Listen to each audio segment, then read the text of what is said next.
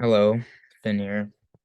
Wanted to do a kind of shorter video, um, little premature season reflection for Liverpool, especially after this weekend's results with Liverpool falling 4-1 at the Etihad to City and Newcastle winning 2-0 against Manchester United at St. James's Park, which now puts Liverpool 8 points behind fourth place United and 7 points behind third place Tottenham. With pretty much equal games played. Um, Obviously, every Liverpool fan and non-Liverpool fan alike would agree that this season has been pretty much dog shit for Liverpool.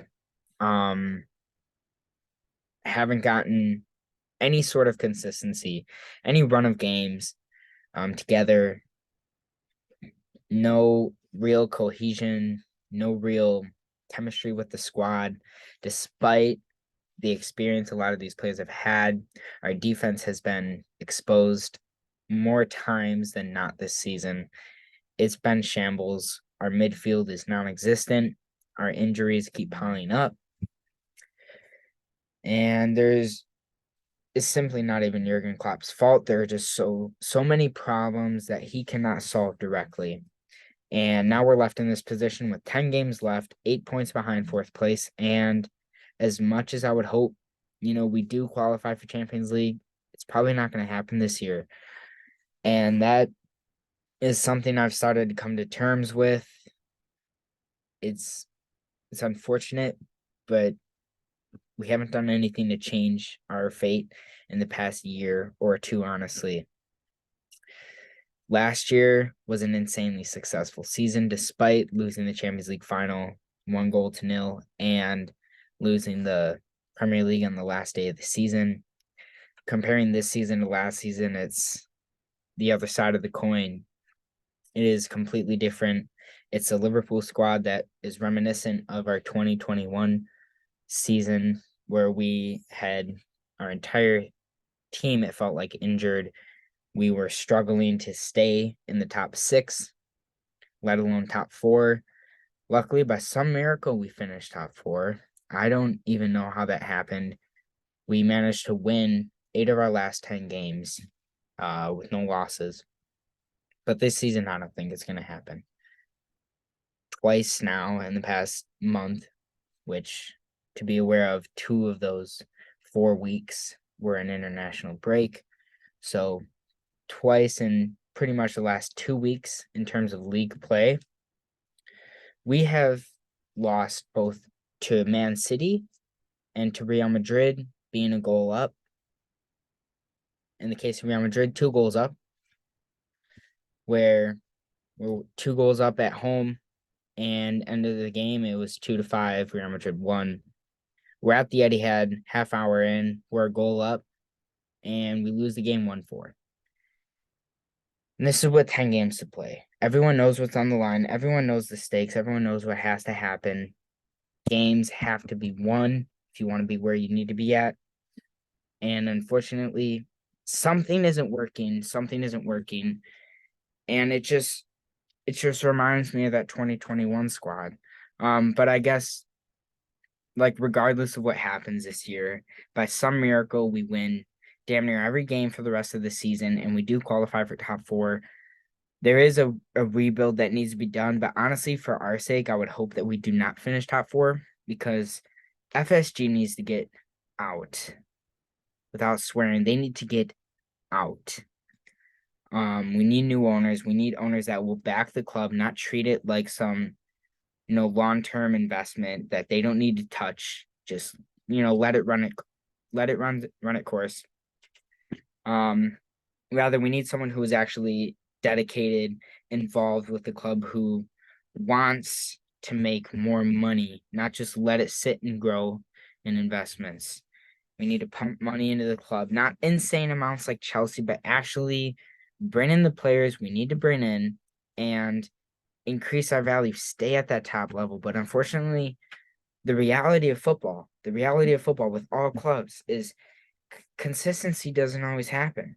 You have periods of good time and you have periods of bad time.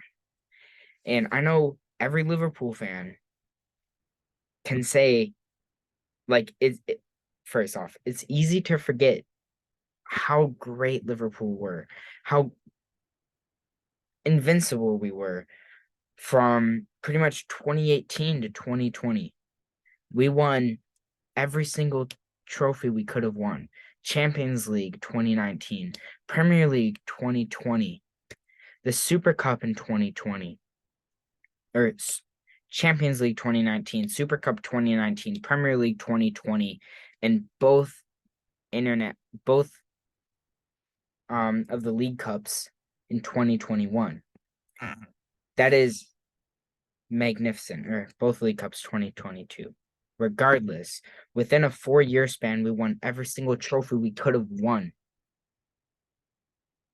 That is a feat every club dreams of. That is a feat only teams like Barcelona, Real Madrid, now Manchester City, and Manchester United can put in their plans, realistically speaking.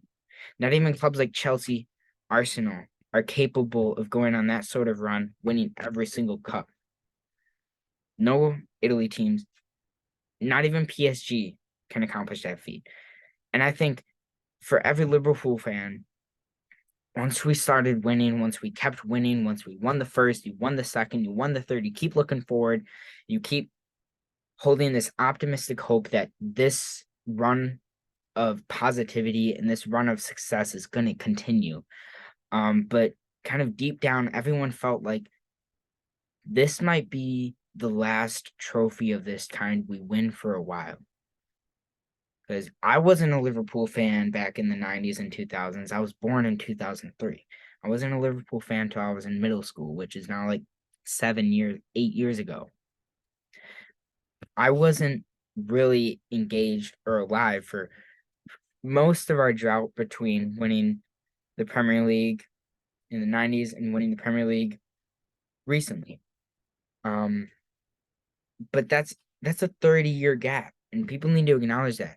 Between that 30-year gap, Liverpool won the Champions League once and the League Cup once. Not even the FA Cup, the League Cup.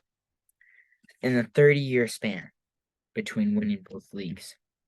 So I feel like now is the perfect time to reflect on how great of a period we just witnessed, because we do not know when the success is going to come again. I think we got insanely lucky that we were able to bounce back as well as we did last year, given our 2021 season, where we were lucky to finish fourth. Our fourth place finish was literally relied on Allison Becker scoring a header from a corner in the 95th minute of a game against West Brom. That is how we finished top four. By some miracle, we finished in the top four by a point or two, and we were able to go on and challenge for the quadruple. Even though we fell short, we still walked away with 2 trophies. Both League Cups that we won was a feat only accomplished by 4 other teams in history. Look it up. 4 other teams in history won the league double in England. So these are feats that are so magnificent and so memorable that we have to take it with every single ounce of appreciation as we can take, because there is no saying that next year, Champions League or not, there's no saying next year we're going to bounce back. There's no saying that FSG is going to sell the club. There is no guarantee in football. There's nothing. And I think that's just something we have to acknowledge. Chelsea fans, when they won the Champions League in 2019, 2020, 2019, I believe. Yeah. When they won that Champions League, you have all these aspirations. You just won the Champions League. You can go do and win anything you want. Really, if you have a squad that can win the Champions League, there's no limit to your success. And now they're sitting in 11th place with no manager, despite 500 million pounds of investment into the club. No trophies won. Like, there is no guarantee. Manchester United won everything under the sun with Alex Ferguson. Over a dozen league titles with Alex Ferguson in that span of 20-ish years. And now they have only accomplished 2 trophies. One of them being just recently with Ten Hag in this past 6 months. So in a 10-year span, you go from winning everything to winning 2 trophies, one of which is the Europa League under a manager that only lasted 2.5 years, and one of which is the FA Cup, which is respected, but it's not where Manchester United wants to be. There's no guarantee in football. No guarantee. Arsenal, Invincibles, 03, is now just in their first title challenge, convincing title challenge in over 20 years. There is no guarantee in football, despite how big of a club is, how much following a club has, how much money is pumped into the club. There's no guarantee. And Liverpool could be declining for quite a while. Yet we'll never know if success comes next year, in the next 5 years, or in the next 20 years. So despite what happens the rest of the season, I don't believe we will finish in the top 4. But despite what happens, I think we just have to actually acknowledge how great of a period we just had. Because as soon as you win something, you celebrate it for a short period of time. You have the parade, you buy the merch, you wave your flag and stuff, but a couple weeks after, you're already thinking about the next trophy you could win because you just won one. You can win anything. So you don't give yourself that period to really reflect on how great of an achievement it was. So I guess, yeah, the last thing I'll say is just for all Liverpool fans to just truly take in what we have witnessed this past 6 years under Klopp. Truly take in all of these fantastic players that have played for us, won us all these trophies, become legends for the club, despite how they're playing right now, despite what is soon to come. Just kind of take it all in, reminisce, acknowledge it. Acknowledge the living legends that are still here while they are still here, because success is not guaranteed and success may not come for a while. So, obviously, best luck to Liverpool. But we'll see. We'll see where we go from here. We'll see how we finish.